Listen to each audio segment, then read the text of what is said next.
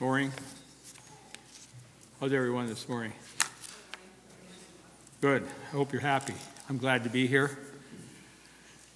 I didn't talk to Gerald, but his talk kind of meshes. It's amazing how things work out. My title isn't relationships, but what I have to say is about relationships, a relationship with Jesus. And that's what my whole talk is on, a relationship with Jesus, and why a relationship with Jesus is so important. So I want to say a few words this morning. Before I begin, let's bow our heads. Father, we thank you for your love. I just praise you and thank you, and I want you to send your Spirit upon me at this time. May what I say be a blessing, and if it doesn't come out right, may your Spirit and power make it do its work as it should. Forgive us, open our hearts, make our minds receptive, and I just thank you in Jesus' name. Amen. I'm going to talk about the title, as you know, in the bulletin is Meet Me on the Wall. And this morning, I want to start by asking you a question. It's a very important question, actually. What is it that plays around in the back of your mind when you're at work, whatever you're doing, at play, doing what you love, doing what you don't love? What is that guiding factor that tempers your every thought and is the back of every action of every waking moment of your life? What is that underlying purpose behind everything that you do throughout the day? Now, it's easy to get caught up in stuff that makes no difference. It can make no difference in your Christian walk and why we exist as a Seventh-day Adventist Christian. Even such things as the Trinity, prophecy, creation, stewardship, the Sabbath, to name just a few. Though these things are very important, they are not the reason we exist as a church. It is easy to get sidetracked on all this and get stirred up on so many things. There's all kinds of stuff out there that really don't matter. When the saving of souls should be our total preoccupation. It is a sobering thought, especially when we realize that all heaven, and I didn't really think about this so much until I was putting this together, and really this is stuff I got off of Kevin Lively. Remember I preached well, maybe you don't, a lot of you might not have been here then. It was on Kevin Lively, some of the stuff he shared at camp meeting. And this is, I found some more of his stuff, and it's directly related to gospel presentation. That's why I'm presenting it this morning. But it's a sobering thought, especially when we realize that all heaven is caught up in the one thing. And what is that? It's the saving souls. That's all heaven is about. For the last 6,000 years, this has been the total preoccupation of what's going on in heaven. God wants to save souls. He wants to save us on this earth. And that's what occupies his mind. But the big question is it on our do list? Is that what? And that's why I started this talk as I did. What is on your mind? Behind everything, every waking moment, what is the background that's buzzing away in the back of your mind when you're working, whatever you're doing? Because if it isn't there's a very high probability that we may be lost if that isn't what our underlying focus is in what we do every day. And it should give us pause for thought. As followers of Christ, our only purpose should be to bring as many souls to Christ as we can. And our Sabbath schools were actually started to win souls for Christ. Did you know that? Our youth programs were started by a 15-year-old and a 17-year-old way back in the 1860s, just to bring souls to Christ. Our colleges were established for that fact. That's why they weren't established to make engineers, although they make some very good engineers out of Walla Walla. They weren't established to make, doctors is one of the do lists. But a lot of things we do today have nothing to do with saving souls, but our schools were originally started for that very reason. Our hospitals were established to be as a window into what we do as Seventh-day Adventist Christians, a window into allowing people to come in and see what we're about and get caught up with who Jesus is. That's why our hospitals were started. And we must be vigilant that we don't lose sight of that. Because if we lose sight of that, then our whole mission, our whole purpose has been sidetracked. And that's not why we started. And we should also be very willing, as Seventh-day Adventist Christians, to update As times change, we have to update and be relevant to the society in which we live. If we're not relevant, then they cast us aside as being something that is non-essential and of no use, and they'll maybe even laugh and deride and make fun of us because we're not relevant to the needs of the society in which we live. Let us never forget that the Sabbath is not for entertainment or just to fill in the time between 10 and, say, 11 o'clock. It's to win boys and girls, to win men and women to Jesus. And it's a place where we can share what we know and what we understand of God's great love to the community.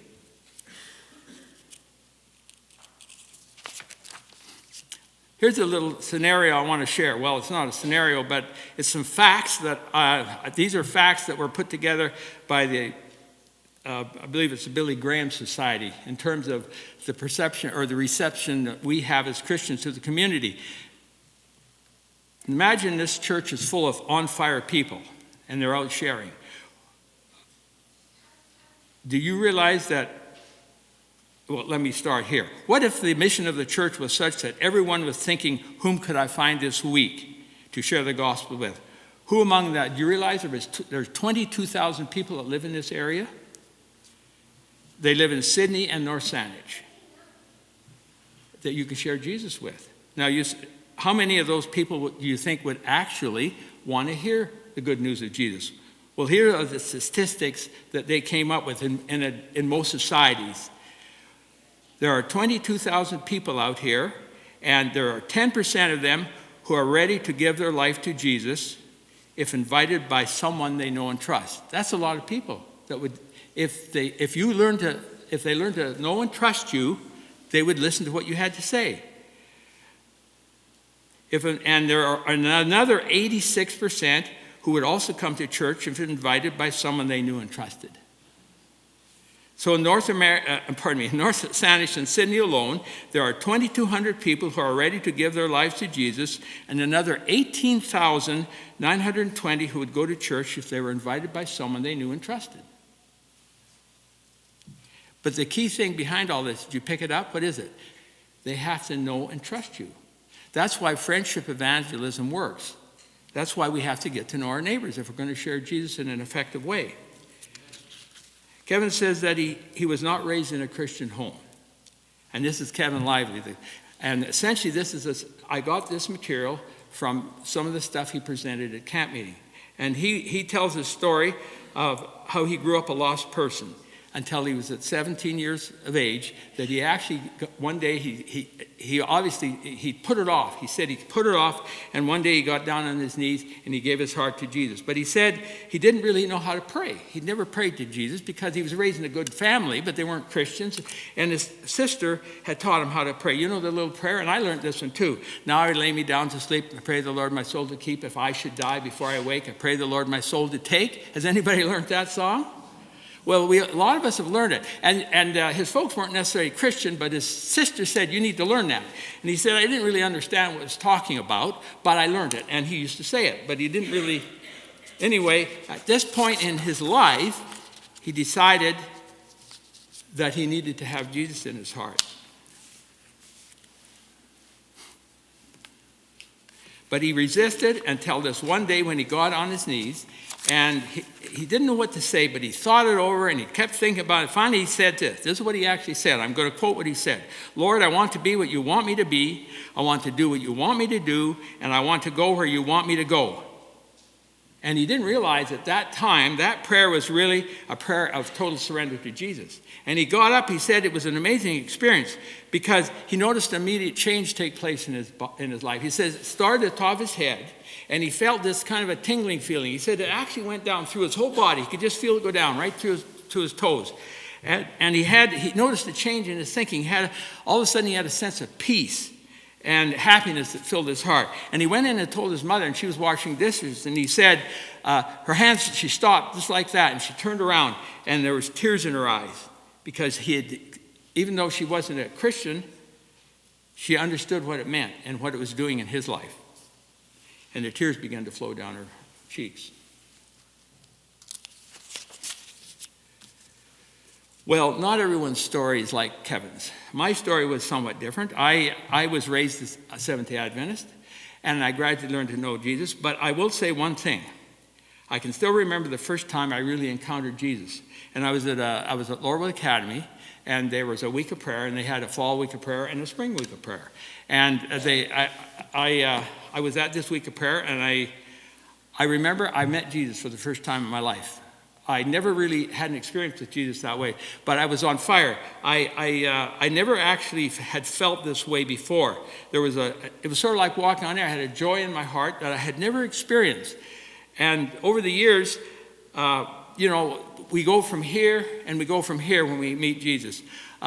Changes take place in your life. And I can remember over the years, things that appealed to me gradually lost their appeal. And things that I didn't really care much about, I became more attracted to. Jesus does this to you. He fills your life and he empowers you. And over a period of time, there's a transformation that takes place if you keep your mind and heart open to his love. So he's worked in my life over the years. And it never stops. This is one thing, it never stops if you keep connected with God. But our goal is to always be attracted to Jesus and to help other people get attracted to Jesus. So we should ask ourselves the question, how can I attract people to Jesus? That should be the question. Either individually on a one-on-one or when you're with people around in a group, how do you attract people? When people see you, are they attracted? So my purpose in this life is to attract people to Jesus. And repeat after me. I'm going to say it again. My purpose in this life is to attract people to Jesus. I didn't hear anybody say that. I'm going to say it again. Say it again.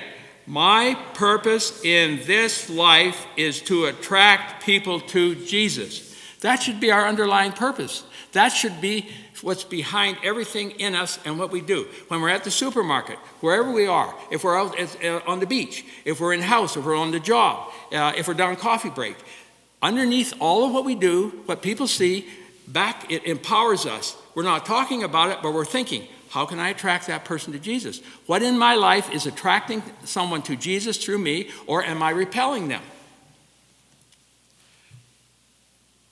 So that is why how I look, how I dress, where I go, what I do, what I eat is so important.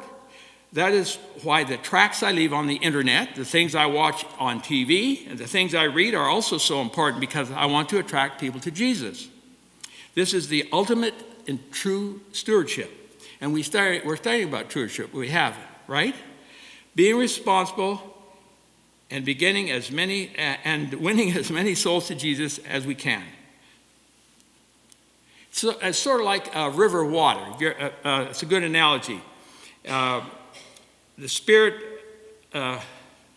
dwells in us it's kind of like taking a drink and the water just flows out of you. John 4:14 says, but the water that I shall give him will be in him a fountain of water springing up into everlasting life. And the rivers of the water. Do you know what the fruits of the Spirit are? What are the first three fruits of the Spirit? Okay, love, joy, and peace. Okay, you got them. So let's think for a minute. If Jesus is in our church, we should be love, shouldn't we? If Jesus is in our church, we should be joy. And if he's in here and if we claim to be followers of him, we should have peace. But the sad thing is, many of our churches don't have these first three fruits of the Spirit in very much abundance. So what does that mean? That means that we have accepted too much religion, but we haven't accepted enough Jesus, if that's the case. So we're not loving, we're not drawing, we're not attracting people to Jesus. So it's easy to accept the lifestyle of a culture in place of Jesus. You can keep the Sabbath. You can keep the Sabbath in BC, but that's different than the way they keep the Sabbath down in California. I've been down in California. It's quite different down there. California, after church, they all go out to the local restaurant and have their dinner. Nobody goes home and fixes lunch. I'm not joking. That's what they do down there. But see, in their culture, that's okay. But up here, many of us, when I was a kid, you would never go to a restaurant on Sabbath. I wouldn't even think about it. But in some cultures, that's acceptable. Does that make them bad? Does that make them good? Does that make us bad? But Sabbath is kept in a different. It's kept different in North America than it's kept in South America. It's kept different all over the world. So that doesn't make us right or wrong necessarily. It's the way we do it. A lot of it's cultural. The real question is, how do we and what do we do with Jesus? That's the big question. And if we have an encounter with him, that's the important part, and that will reflect what we do. And the underlying question in all of this is, how can I bring joy to the heart of Jesus? And how can I be a blessing to people around me? That's the big question we can ask. If we're not doing that, then just because we do this and that on Sabbath or this and that during the week, that is not the question. I want to share a story here. Kevin was it was actually at a camp meeting, his first camp meeting after he was a pastor. And there was this man he could see that wanted to tell him something. And so he says, the question is, how to know when a person is really converted. How would you know when you see somebody, does he ever do a genuine encounter with God or with Jesus? How would you know that? Is there any way, any thermometer that would let you into that little secret? And he said to Kevin, he said, do you mind if I share that with you? And Kevin said, no, I'd love to know. He's a new pastor. He'd love to know that. Wouldn't you, if you were a pastor, want to know that? That'd be a great thing to know. So this is what the guy said. I'm going to read it. Reading most of it anyway. Here is the absolute proof that a person is converted and has the living water. They will want to tell someone about Jesus. Isn't that obvious? If you were on fire, if I gave you $1 million, would you tell anybody or would you keep it a secret? You're excited about it. You would tell everybody that you won the lottery, wouldn't you? Yes. I haven't won the lottery, but I'm excited anyway. They are not converted because let's carry on here. They will want to tell somebody about Jesus. If they don't want to tell somebody about Jesus, they are merely religious.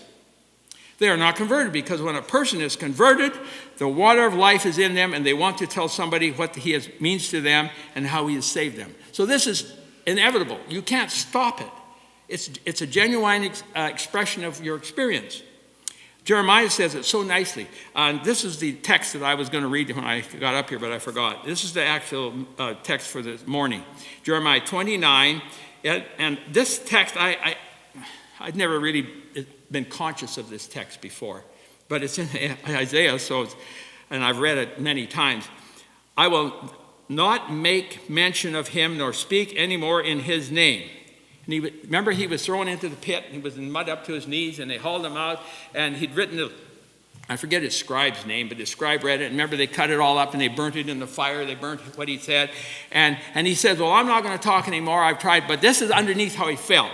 He says, you guys don't want me to say this? Well, okay, I won't say it again. But he said, in spite of that, his word was in my heart like a burning fire, shut up in my bones. I was weary of holding it back, and I could not. In other words, I could not help myself. It was just like a fire in me. It consumed me. I had to say it. There was no way I couldn't. And if we have that encounter with Jesus, it's going to be reflected in what we do. When you are truly converted, this water of life flows from you, and you must tell others what you are so happy about, what you are so excited about. You may not want to say, you may not want exactly know how to say it, what to say, but the desire is going to burst forth. So why do we share our faith? Can anybody answer that? It is because we have been deeply moved by the Lord and by his Spirit and have a great concern for others and for sharing that. We want to tell everybody around us. So the big thing that should be in our hearts, what can I do for my neighbor to help win them to Jesus? And there's two parts. Matthew 7:7 kind of sums this up. The first part is to ask. You ask God for what you want done. You have a concern, so you ask. The second part is to seek, in other words, and knock. In other words, the first part is to lay before God your concern and need, and that if that's a person you're interested in, if you're on fire, then you want to win them to Jesus. The second part is to ask the Lord, what can I do? So you ask, and then you want to know how to do it. You want to get the power, and then you want to know how to get it to happen. So you then ask God, to know what to do to help answer that prayer. So you ask the prayer, and then you need help, and then you could be the one, you're the feet to make it, to answer it. Kevin says he just wants to be a blessing to his neighbors because Jesus is in his life, and he wants him to love and care and do what he can do to make the world a better place. Take the woman at the well, for instance, and this comes out of John 4:28 and 29. The woman left her water pot. This is the way the verse goes. The woman left her water pot, went her way into the city, and said to the men, "Come see a man who told me all the things that I ever did. Could this be the Christ?" And what did the people do? They came running out of this, and they said, "Well, we believe, not because of what you said, but we see for ourselves." And the whole city accepted Jesus. So what did the woman do? As soon as she found out that Jesus, who he was, she had to go in and tell. She immediately ran into the city, Sychar, and told all the people she knew because she was on fire. Here's another one. Remember the demoniac? What happened when God cast spirits on? What happened when he got delivered of the spirits? He immediately said, "I want to follow you." And what did Jesus tell him? He said, "No, go back into the city," he said. "Go back into the city because tell everybody where you live. Tell everybody." So he went running back in, and he told everybody where he lived. What Jesus and the Bible goes on to say that I think when Jesus went back there, that whole area knew all about him because of this one man who was so empowered by what God had done in his life.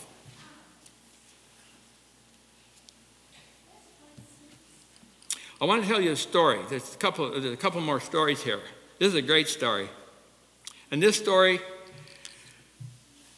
is about a gal by the name, he didn't know this girl, her name was Connie. And you'd have to call this a divine appointment. It illustrates when you're ready, when you've got the connection with Jesus, what can happen. And before I get into the story, there's a little section here. We need a testimony. We need to write our testimony down. We need to have something to say. And I found this happen in my life. There's a moment happening. You're with somebody, you're at the store, you're getting gas, somebody comes by, it's somebody on the street. And I felt so envious of Mike Stevenson. He could talk to a tiger and not get his hand bit.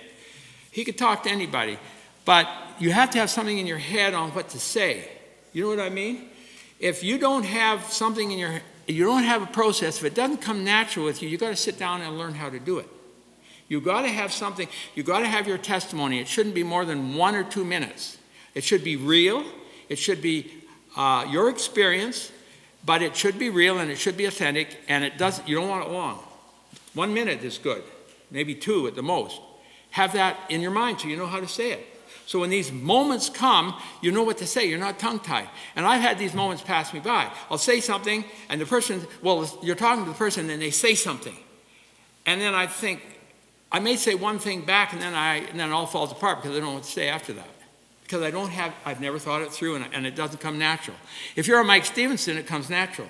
Some people have that gift, but most of us, we sit there and we flounder because we don't know exactly what to say. We don't know the person well enough. So we should have these things in our mind in such a manner, it's back there and it's there ready to go. It's like it's all, you've thought it through and you're comfortable, so you're not terrified. Anyway, this illustrates that example because Kevin is ready. He's primed and ready to go, and he says when he goes into a plane, what he does, he sits down, and all that row he prays for. He prays for that whole row. He says he never knows who's going to sit by him, but sometimes these opportunities, and he's ready. He's all ready to go. And this is a 2-hour commute. And he's waiting, and down comes Connie. She comes rushing in and flops down on the chair on the seat right on the aisle, and she puts in her earbuds, and she's sitting there. And all of a sudden, they're taking off. All of a sudden, she pulls out her earbuds, and she says, "Where are you from?" He knew it was the moment. It was a divine moment. The God moment was here because she'd given him the okay. She was ready to talk. And Kevin told her where he was from. She asked him, he says, "Where are you from?" And he said, "Oh, this is not your home." no. He said, no. I'm giving a theme, a talk I was over in Oklahoma talking. He says, and on different Bible themes. And she says, really? What church? And when Kevin told her he was a Seventh-day Adventist, it says here her face got a shock and her mouth flew open, and she says, "You're a Seventh-day Adventist pastor? You're never going to believe this. My sister became a Seventh-day Adventist about a year ago, and she won't shut up about it. And she keeps telling me that I need to talk to a Seventh-day Adventist pastor. And here you are. Start talking." And she says, he said, "Well, what do you want me to talk about?" See, now Kevin's ready, see? He's got it all memorized. He knows exactly what he's going to say. Now, he's a pastor, that's true. But you and I can learn what to say. You don't have to be a pastor to learn what to say. So he talked to her. They shared what they had. And when the opportunity was right, he told her all about his experience with Jesus and how to change his life. How he'd been blessed since he was 17 and all the stuff. And in fact, he talked to her for the whole 2 hours. And he said, in genuine, he can say it without stretching the truth, that she listened to him. She was intent on what he was saying because she was ready because of what her sister had said. And the fact that she says, there's no doubt in my mind, she said, that this is a divine appointment. I really need to look into this. This visit has made a difference in my life, and when I get home, I will start studying my Bible.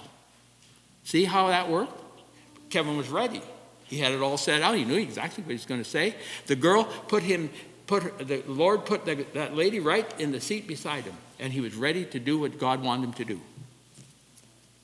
But now Kevin goes on to say, he says, I don't know what happened to Connie, but he does know that we do know that we intersect with people on a regular basis, and our main purpose in life is to attract people to Jesus by our testimony, and that's all we have to be ready. Just ready to do what we have to do when the time comes. So our testimony should always be ready. But I like what Kevin says here. He says we need to get ourselves in gear. We need to get our mouths connected to our hearts, because sharing Jesus is not going to just happen by osmosis. It doesn't just happen. Now, I hear people say this, I live my life. Well, yes, there is an influence, and that's what I'm talking about. What we do is important. We do this, we dress this way, we eat this. That is a natural outflowing of who we are. But we have to take it a step further. We have to then open our mouths and then start to talk to people when they get to that point. When we've developed that point of know, like, and trust, then it's ready for us to share, go beyond that. Kevin also talks about, and I didn't put it here in my notes, about a man, they were sitting right in I think it was a new church. I didn't put it down, so I can't remember exact detail, but there was a family sitting there, and he asked them after the service, I think he was a visiting pastor. No, he maybe just come to the church. He didn't know the people, that's what it was. He just come to this church, and he didn't know anybody in the church. He asked the people how long. Well, I've been coming here for 3 years, the guy said. 3 years? Are you a Seventh-day Adventist? No. How come you're not a Seventh? You've been here for 3 years? And they liked everything? It was nice, good experience, no problem. He said, well, why aren't you a church member then? So you believe? And he says, nobody's asked us. So here was somebody, a family that was sitting there for 3 years, and nobody ever talked to him about it. So he says there's a dysfunction going on here. If we're excited about it, why wouldn't we be sharing and connecting with people?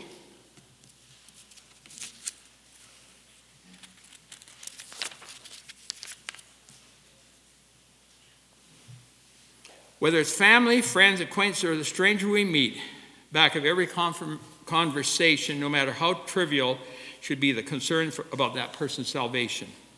The freedom of the moment sometimes doesn't allow us. The situation doesn't go that way. Maybe things come in, it's not, but there are many moments when we can share, and we should be ready when that happens.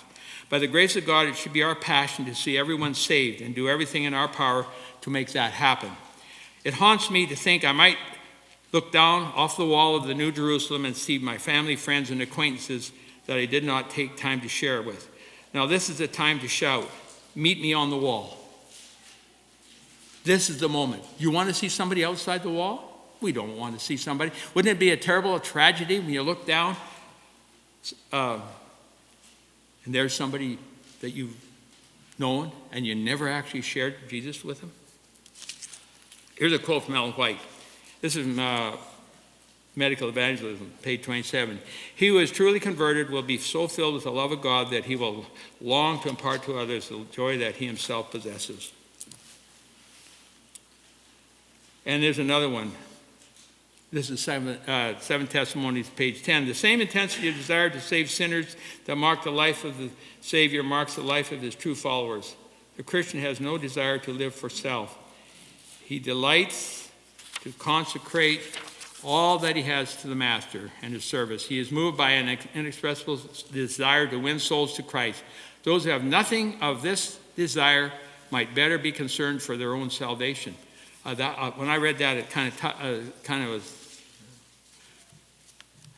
I was going to say it kind of bothered me, because do I have that intensity? And I know I don't. And that's why we should pray earnestly to Jesus to give us that desire if we don't have it. So if you're not having a burning desire in your hearts to save souls for Christ, you're only religious. You are not converted. And there is a big difference. We need to have Christ in our hearts, because unless our passion and love for Christ is equal to our greater than the pain and discomfort of leaving our comfort zone, we will never share Jesus. In other words, this is what prevents me from doing what I know I should do.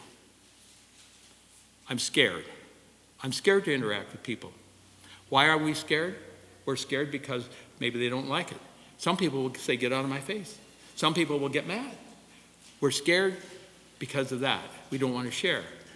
We just don't know what the unknown is. We're comfortable. It's very comfortable.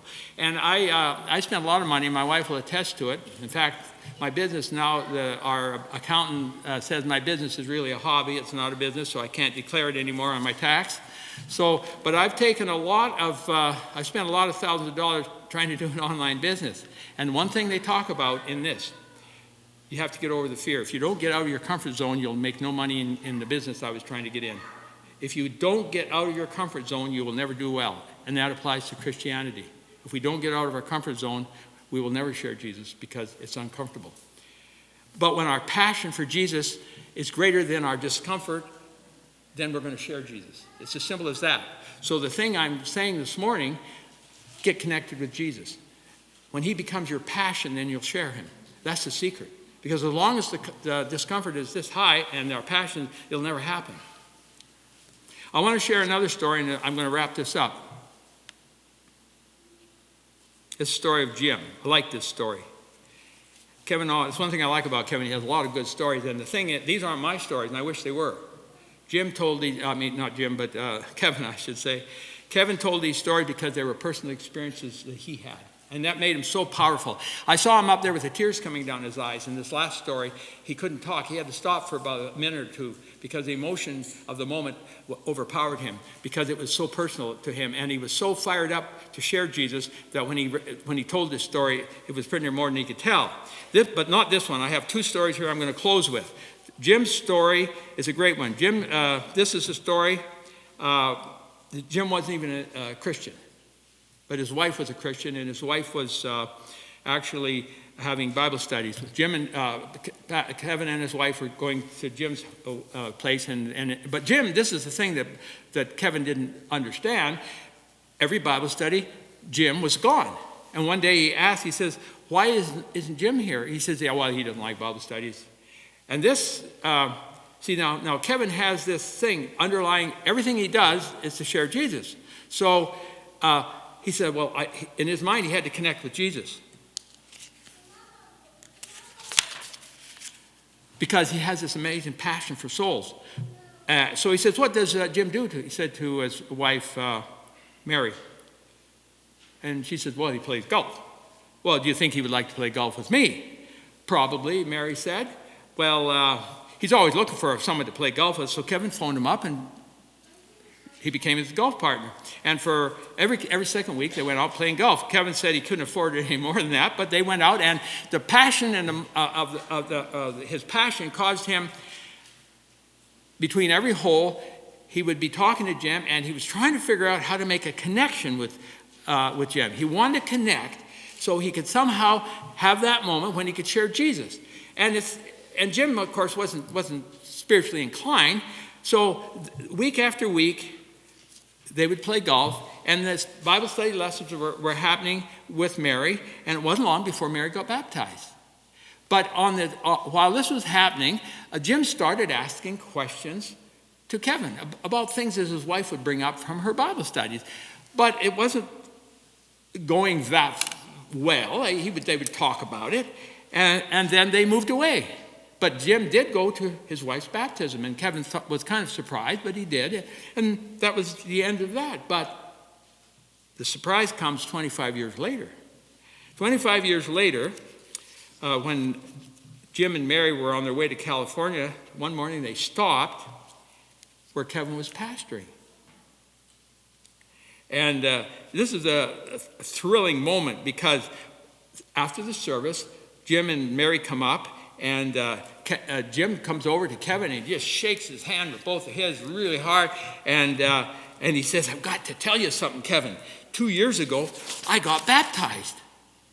And Kevin said, "Praise the Lord," because he didn't know what had happened to that relationship because they just moved away and he never heard of him for 25 years. And this is the amazing part. Now, this is the part of the story that really kind of grabbed me. It says, Jim says, "I told my wife we were coming this way and I wanted to be sure to come to your church on Sabbath to let you know. But that's only half of it." He said, "I want you to know something else. When we were playing golf, that's when I learned about Jesus. I learned to love Jesus. You showed me Jesus. Later, I studied the things I was supposed to do for Jesus, but you showed me Jesus." Tears came to Kevin's eyes as they hugged, and Jim said, "I just wanted to thank you for showing me Jesus. So why do we share our faith? Because we love Jesus, and he asks us to do it." This is my last story this morning. This is a story that Kevin got very emotional. I have the DVD from camp, and that's where I got this. This is the last story. Let's call this lady. He didn't give her a name, but for the purpose of the story, I want to call her Sally. Sally was a young woman, and she stayed with her grandparents. And Kevin would see her at church, and she was there sometimes she wasn't. But one day at church, he just asked her how she was doing, and she was 14 years old at the time, and he just stopped and talked to her, and they had a good little talk. And Kevin asked her, he said, "Do you love Jesus?" And she says, "No, I don't." And but they continued to talk, and he shared the gospel presentation with her. And it wasn't long. They were doing Bible studies. He went to the grandma's place, and they did Bible studies. And would you believe, she got baptized. And she got married. And then she moved away. Now, that's a great story, isn't it? It could end there. You'd be happy. But it's got a real powerful ending. 20 years later, Kevin is in a camp meeting, and this girl comes up to him and just gives him the biggest hug he ever received in his life. And she said, "Pastor Kevin, you probably don't remember me." And this is where the story turns really sweet. This is what I like. She says, "Kevin, thank you for saving me." And when Kevin told this story, he had to stop because he says, "That's what I live for," he says. "My purpose in life is to attract people to Jesus. So why do we share faith? Because we love Jesus and he asks us to do it. So why not share your faith today? Someone is waiting to hear the good news of Jesus. He wants to know Jesus' love, so don't put them off another minute. Say to them, 'Meet me on the wall.' We don't want anyone outside the wall on Judgment Day." I don't have a hymn book, but it's time for our closing hymn.